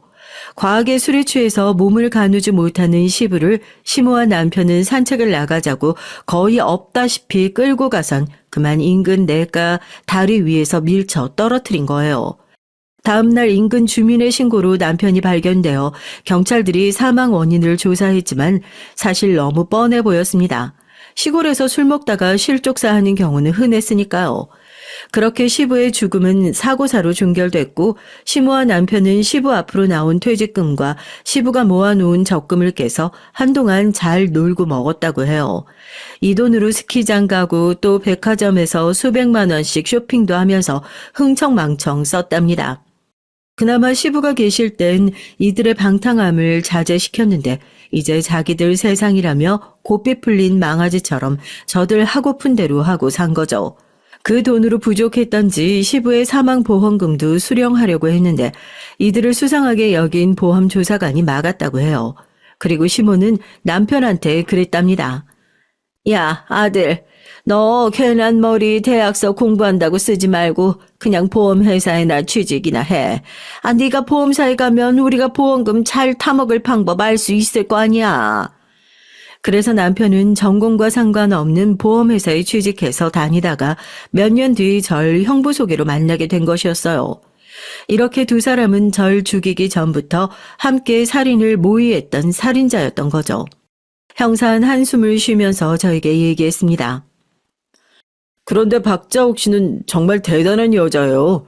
우리가 이 사실을 자백받아내느라고 얼마나 진땀을 뺐는지 몰라요. 형사 경력만 10년 다 된 강력계 베테랑인 우리가 정말 별의별 수단을 다 써서 자백을 겨우 받아냈다니까요. 증거들이 수두룩한데도 어찌나 발뺌을 하든지. 제가 아들 장례식에 가려면 조사를 빨리 끝내야 한다고 하니까 거기 갈 필요도 없다네요. 아니, 아들 장례식에 가고 싶지 않다고 하는 엄마가 세상에 어디 있습니까? 이건 분명 사이코패스들이에요. 그렇게 시모였던 사람은 존속살해 3건으로 20년형을 선고받고 지금 교도소에 수감되어 있습니다. 재판받던 날 재판장에 있던 절 보고 이 극악무도한 사람을 철장 안에 갇힌 신세이면서도 악을 쓰고 절 원망했어요. 왜 내 아들이 죽어? 네가 죽어야지. 그리고 사실 네가 내 아들 죽인 거 아니야? 네가 국그릇을 바꿔친 건 맞지? 그럼 네가 살인범이지. 왜 내가 살인범이냐고. 저 여잔 지금 자기 아들이 죽어버려서 원통한 마음이 클까요? 아니면 자기가 감옥 가는 것이 억울할까요? 전 전자일 거라고 생각했던 사람입니다.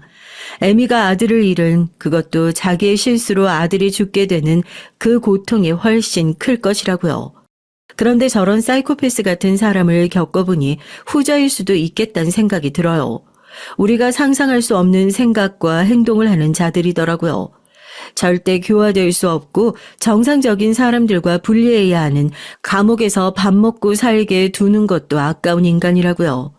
모든 일이 밝혀지고 나서 언니들은 달려와서 절 껴안고 다 같이 울었습니다. 하지만 저에게도 다가오지 못하고 저 멀리서 형부가 눈시울이 붉어져서 저제 미안해. 정말 미안해. 내가 그런 나쁜 새끼 소개시켜주지만 않았어도 하며 미안해했어요. 당신 꼴 보기도 싫어요. 어서 집에 가지 못해요? 지금 어떻게 우리 막내 앞에서 얼굴을 들고 볼 수가 있어? 큰언니 그만해. 형부 잘못 아닌 거 알잖아. 내가 박복해서 남편 보기 그 정도였던 거지. 그래도 큰일 당하지 않았으니 됐어. 형부도 울었는지 얼굴이 말이 아니네. 그만 구박해. 그래도 언니가 너무 미안해. 우리 언니들이 절 지켜줘서 전 이렇게 큰 소용돌이를 잘 극복해 나갈 수 있었어요. 전 이날 이후로 밥상에서 국을 치워버렸습니다. 그날 이후로 그 그릇은 쳐다보지도 못해요. 너무 경악할 일을 겪고 나니 제 마음도 황폐하고 두려움만 가득한 사람이 되어버렸습니다. 그나마 여기 있는 이야기들을 들으면 조금 마음이 진정되곤 해요. 구독자 여러분, 저는 어떻게 하면 좋을까요? 이제 사람은 절대 못 믿을 것만 같아요. 저에겐 이제 친정 부모도 없고 남편도 시댁도 없습니다. 자식이 없어서 늘 안타깝고 그랬는데 지금 와서 보니 하늘이 구하신 것이 아닌가 싶어요. 남편이나 시모의 그런 범죄자의 DNA가 유전된 아이가 태어났다면 그것 또한 비극의 연속 아니겠어요? 전 크나큰 범죄에 휘말렸던 트라우마를 극복하면서 겨우 지내게 됐습니다. 이렇게 제 얘기를 공개적인 곳에 보내게 된 것도 제게 많은 용기가 필요했으니까요. 제 얘기 들어주신 분들께선 저 같은 일 당하지 마시고 악질적인 사람을 잘 피하시고 지내셨으면 좋겠어요. 그럼 이만 저의 얘기 끝낼게요. 들어주셔서 감사합니다.